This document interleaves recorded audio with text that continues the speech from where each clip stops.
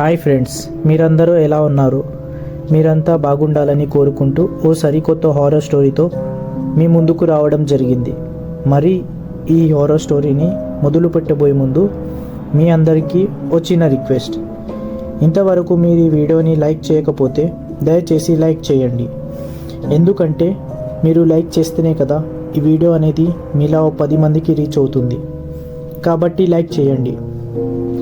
ఇక ఆలస్యం చేయకుండా వెళ్ళిపోదాం మన దయ్యాల కథలోకి. ఇక అప్పటికే రాత్రి 12 గంటల సమయం దాటింది. పగలంతా లారీ డ్రైవ్ చేయడంతో నేను చాలా టైర్డ్ అయిపోయాను. మా క్లీనర్ సూర్యం, అన్న లారీ ఎక్కడైనా పక్క కాపీ ఏడైనా పడుకుందాం అని చెప్పాడు. అందుకు నేను కూడా సరే అన్నాను. ఛత్తీస్గఢ్ చేరుకోవాలి అంటే ఇంకా గంటన్నర ప్రయాణం చేయాల్సి ఉంది. అక్కడి నుంచి ఆ మార్గం అంతా అడవి ప్రయాణమే. అడవి మార్గాన ప్రయాణిస్తూ ఉండగా మాకు నిశ్చల ప్రదేశం కనిపించింది. ఆ ప్రాంతం చాలా హాయిగా ఉంది. రోడ్డు పక్కన ఉన్న ఆ ప్రదేశంలో మా లారీని స్టాప్ చేశాను. దారి మధ్యలో తీసుకున్నటువంటి ఆ మీల్స్ పార్సల్ని విప్పి ఇద్దరం కలిసి భోజనం చేశాం. అది ఆగస్టు నెల కావడంతో ఆ ప్రదేశంలో చాలా ఎక్కువగా దోమలు కుడుతున్నాయి. వేరే గత్యంతరం లేక అక్కడే పడుకోవాల్సింది వచ్చింది. అలా 1 గంట కాలం గడిచింది. ఇంకా చాలా రాత్రి మిగిలి ఉండి మాకిద్దరికి సరిగా నిద్ర పట్టడం లేదు. పోనీ లారీలో పడుకుందామంటే మాకు లారీలో సరిగా పడుకోవడానికి ప్లేస్ లేదు. ఆ ప్లేస్ కూడా సరిపోదు. ఏం చేయాలి అని ఆ దోమల్ని కొట్టుకుంటూ అలానే పడుకొని ఉన్నాం. ఇక అప్పుడే ఆ అడవిలో చాలా దూరంలో ఒక వెలుతురు మాకు కంట పడింది.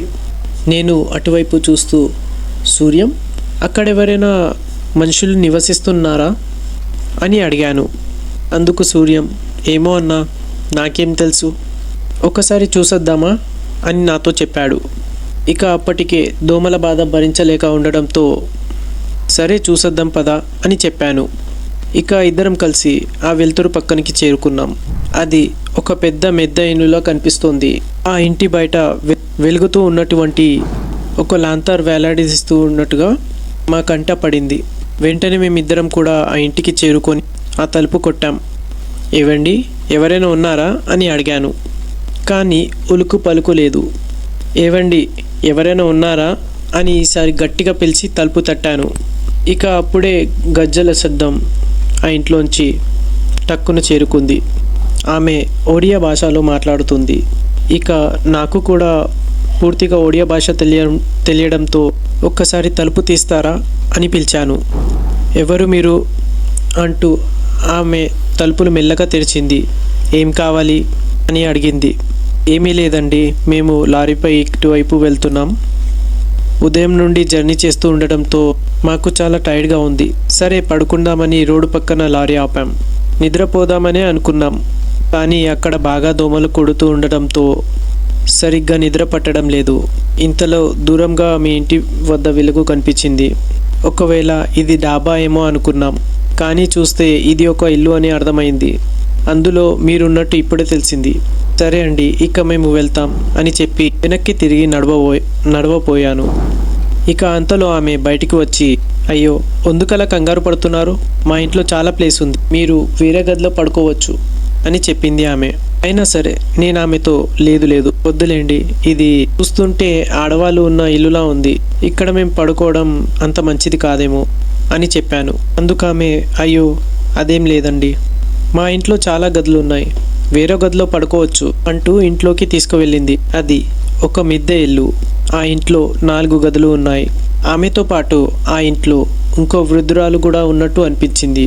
ఆ అమ్మాయి వయసు సుమారుగా 20 నుండి 25 ఏళ్ళ మధ్యలో ఉంటుంది. ఆ వృద్ధురాలు మాత్రం చాలా వయసురాలుగా కనిపిస్తుంది. చూపించిన గదిలోకి మేము వెళ్ళి తలుపులు వేసుకున్నాం. ఆ గదిలో దీపం వెలుగుతూ ఉంది. ఆ చిన్నపాటి వెలుగులో బ్యాగ్లో ఉన్నటువంటి ఒక రత్ని తీసి పరచుకొని ఇద్దరం కూడా పక్క పక్కనే పడుకున్నాం. అప్పటికే అర్ధరాత్రి కావడంతో అలాగే పగలంతా జర్నీ చేయడంతో జర్నీ వల్ల అలసిపోయి ఇద్దరం కూడా నిద్రలోకి జారిపోయాం. అలా చాలా సమయం గడిచింది. ఇక అప్పుడే నా శరీరం కాస్త బరువెక్కినట్టుగా మారింది. నేను నిద్రపోతూ ఉండడంతో నాకు కానరావడం లేదు. ఇక అదే సమయంలో నా చెవిలో ఏవేవో గుసగుసలు వినిపిస్తున్నాయి. నాకు అది అర్థమవుతుంది. కానీ నేను లేవలేకపోతున్నాను. నా చెవిలో ఆ శబ్దాలు మరింత గట్టిగా వినిపిస్తున్నాయి. నేను మెల్లగా కళ్ళు తెరిచాను. నా తల వద్ద ఆ వృద్ధురాలు కూర్చుని ఉంది. ఆమెను చూసి పైకి లేవాలనుకున్నాను, కానీ అందుకు నా శరీరం సహకరించడం లేదు. నేను మళ్ళీ ఆ వృద్ధురాలుని చూస్తూ ఏదో అడగాలని ప్రయత్నిస్తున్నా. అయినా సరే నా మాట నా గొంతు దాటి బయటికి రావడం లేదు. నేను ఆ వృద్ధురాలు వంక చూస్తూ ఉండిపోయాను. ఆమె నా కళ్ళల్లో కళ్ళు పెట్టి చూస్తూ చిన్నగా నవ్వు సాగింది. ఆ మరుక్షణమే నా గుండె వేగం పెరిగింది. ఒళ్ళంతా చెమటలు పట్టాయి. అంతలో ఆ యువతి గదిలో కట్టెలు పేలుస్తూ కనిపించింది. నేను అలానే చూస్తూ ఉన్నాను. చివరికి ఆ కట్టెలను ఒక చితిలా పెల్చింది. నాలో మరింత భయం పెరుగుతూ వచ్చింది. నా పక్కనే నిద్రపోతున్నటువంటి సూర్యం కనిపించాడు. నేను సూర్యం నిద్ర నేపాలని ఎంతగానో ప్రయత్నించాను. అయినా సరే అది నాకు సాధ్యం కావడం లేదు. ఆ యువతి చితి పేల్చడం పూర్తయింది. నేను రెప్ప వాల్చకుండా ఏం జరుగుతుంది అని భయపడకుండా చూస్తూ ఉన్నాను. చితి పేల్చడం పూర్తి చేసినవంతి ఆ యువతి నా దగ్గరకు వచ్చి చితి పేల్చడం పూర్తయింది, ఇక వీడిని మనం దహనం చేయాలి అంటూ ఆ వృద్ధురాలితో చెప్పింది. అందుకు ఆ వృద్ధురాలు భయంకరంగా నవ్వుతూ వీడిని తాళతో కట్టేసేయి అని ఆ యువతికి చెప్పింది. వెంటనే ఆ యువతి పొడవాటి తాళ్ళను తీసుకొని వచ్చి నా కాళ్ళు చేతులు గట్టిగా బిగించి ముడివేసింది. నా శరీరం అంతా చెమటలు పడుతున్నాయి. నా గుండె మరింత వేగంగా కొట్టుకోసాగింది. నేను అలా నిశ్చేష్టుగా మిగిలిపోయాను. నా శరీరం నాకు సహకరించడం లేదు.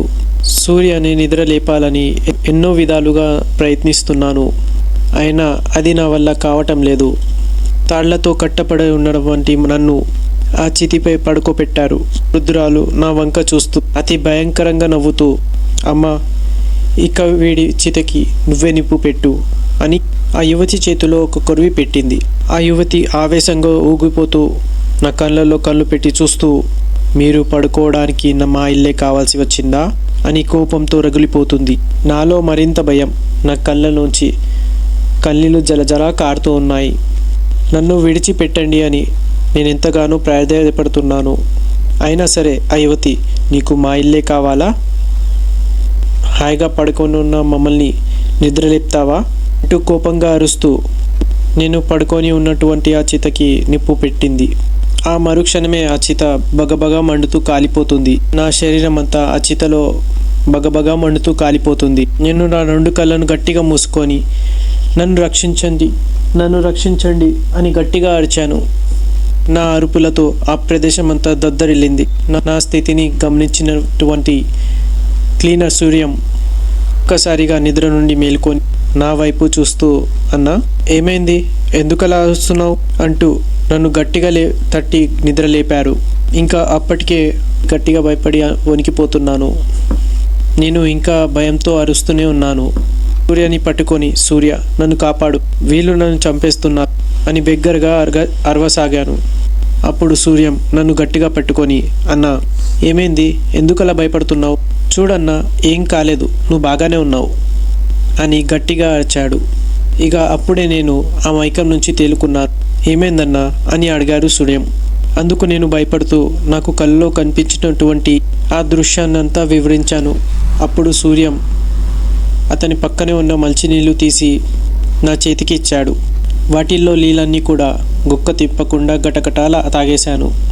సూర్యం, అన్నా, మనం ఇక ఈ ప్రదేశంలో ఉండటం అంత మంచిది కాదేమో అంటూ చెప్పాడు. సరే అంటూ నేను కూడా మేమిద్దరం ఆ చీకట్లో తడువుకుంటూ తలుపు కోసం వెతకసాగాం. కానీ ఎంత వెతికినా సరే మాకు తలుపు కనిపించడం లేదు. మేమిద్దరం కూడా భయపడుతూ మరింత వేగంగా మార్గం కోసం వెతకసాగాం. ఎంత నడిచినా సరే మాకేమీ కనిపించడం లేదు. అలాగే ఆ మార్గం యొక్క తలుపు కూడా కనిపించడం లేదు. అలా మేమిద్దరం ఆ ప్రదేశంలో తిరుగుతూ ఉన్నాం. ఇక అప్పుడే అటువైపు వస్తున్నటువంటి ఒక వాహనం ఒక లైటు మా వద్ద పడింది. మరి ఇంట్లోనే ఉన్నాం కదా, మరి ఈ లైట్నింగ్ ఏంది అని ఇద్దరం కూడా ఆ లైటింగ్ వద్దకు చేరుకున్నాం. మమ్మల్ని చూసినటువంటి ఆ డ్రైవర్ వెహికల్ని అక్కడే ఆపి కిందకు దిగాడు. ఏం జరిగింది, మీరు ఇక్కడేం చేస్తున్నారు అని అడిగారు. మాకు ఎదురైనటువంటి ఆ సంఘటన మొత్తం అతనికి వివరించాం. అప్పుడు ఆ డ్రైవర్ ఇలా చెప్పాడు, ఇప్పటి వరకు మీరు పడుకున్నది ఇల్లు కాదు, కావాలంటే మీరు పక్కన చూడండి. అతను ఆ ప్రదేశానంతా టార్చ్ లైట్ వెలుగుతో చూపించాడు. అక్కడ ఎలాంటి ఇల్లు కనిపించడం లేదు. అదంతా నిర్మానుష్యమైన ప్రదేశం. మీరు చాలా అదృష్టవంతులు. ఇదంతా కూడా ఇక్కడ చాలా కాలం నుంచి నివసిస్తున్న వంటి దయ్యాల పని. అందుకే అర్ధరాత్రి సమయంలో ఈ ప్రదేశం మీద ఎవరు కూడా ప్రయాణం చేయరు. ఒకవేళ అది తెలియక ఎవరైనా ఈ ప్రదేశానికి వచ్చి చిక్కుకుంటే ఇలానే భయపడతాయని మాతో చెప్పడం జరిగింది. ఆ డ్రైవర్ మాటలు విన్నాక మేము చాలా భయపడ్డాం. అలాగే అప్పుడు సమయం కూడా 3 గంటలు కావస్తుంది. అంటే ఇంతవరకు మేము తలుపు వెతకడం కోసం అని సుమారుగా గంట నుండి మేము అక్కడే తిరిగామా అని ఆశ్చర్యపోయాం. వెంటనే వాళ్ళతో పాటు మేము కూడా లారీలో వెళ్ళిపోయాం. ఇది నిజంగానే మాతో జరిగినటువంటి యథార్థ సంఘటన అని రామాంజనేయులు అనే ఒక లారీ డ్రైవర్ మనతో ఈ స్టోరీ షేర్ చేసుకోవడం జరిగింది.